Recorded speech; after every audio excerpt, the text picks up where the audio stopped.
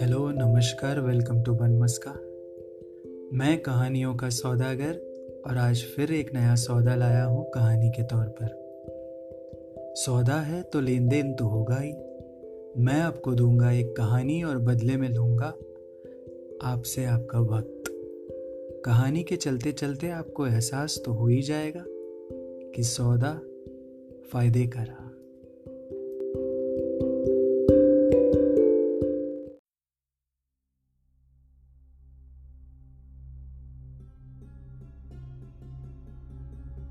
Noshir woke up with a startle.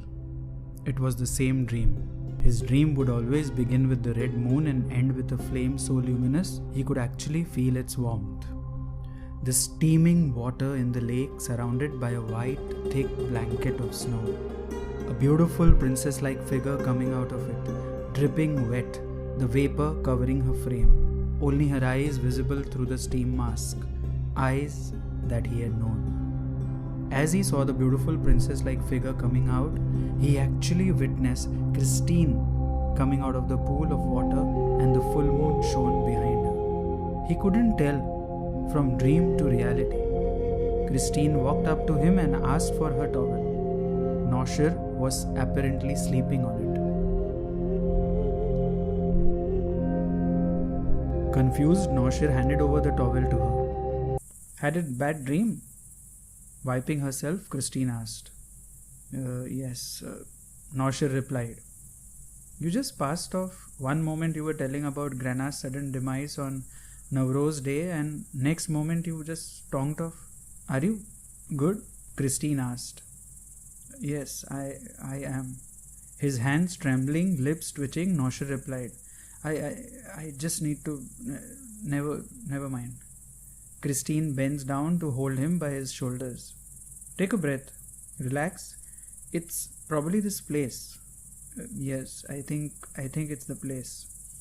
Noshir looks around and is surprised to see the resemblance. Sutantu, Vasu and Anish walk towards him. Suddenly their images overlap with three men in white robes. Noshir is shaken again. Christine calls out to Vasu for help. Farhad, the interpreter, makes him a concoction which he says shall open the doors of wisdom for him.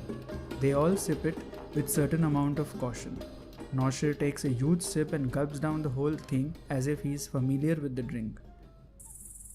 Khakshir? He asks Farhad. Farhad is surprised to know that Noshir is aware of it.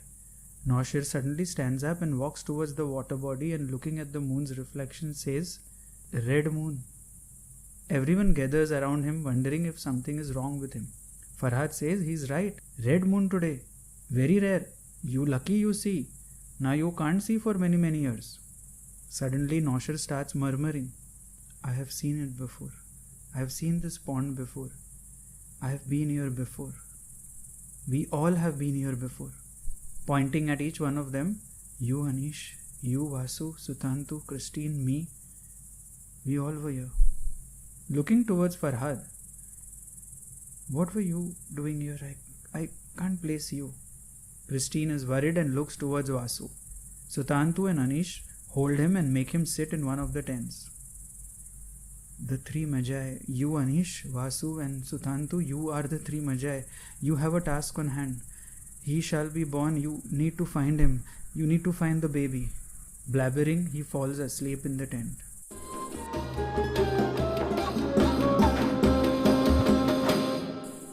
It's the mystique of these mountains. Farhad elaborates. It has been happened to many travelers. He needs to be protected or else he shall be lost forever in the webs of the mountain legends.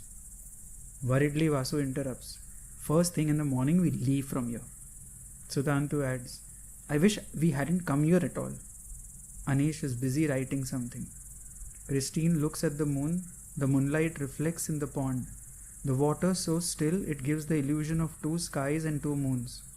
She walks up to Noshir's tent and looks at him sleeping like a baby.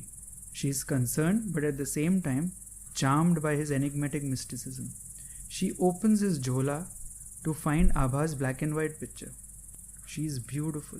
She looks at Abha's picture and then looks at the small mirror on his jhola, almost comparing her beauty with Abha.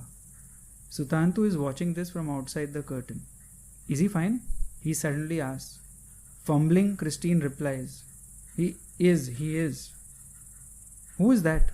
Sutantu asks, seeing Abha's picture fallen on the ground. Christine shrugs her shoulders as if she doesn't know. The image of Abha is mesmerizingly beautiful. While outside the tent, Vasu asks Anish, who is busy writing, You think getting Noshir with us was a mistake? Not one we could be blamed for. Anish, still writing, replies, Making all this a part of your script? Vasu asks Anish, If this place has a story of its own, why not? Anish replies, Farhad tells them the tale.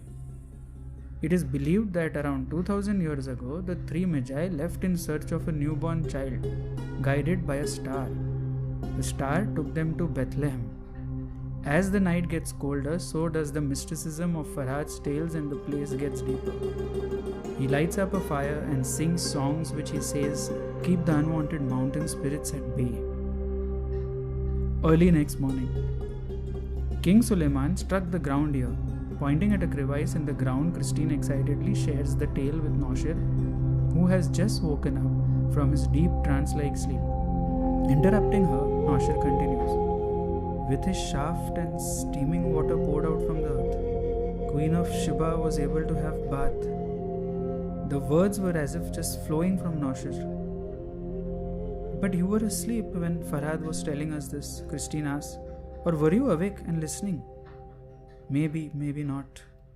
Noshir places his ears on the crevice. Chak, chak, chak, chak, chak. Echoes into his ears. Moving away from the ground, Noshir calls out to the group. Chak, chak! We need to move on to Chak, chak! Everybody is looking at Noshir with questioning eyes. I am fine. Just overwhelmed with this beautiful landscape. Let's shoot on the way today. Anish, where are my lines?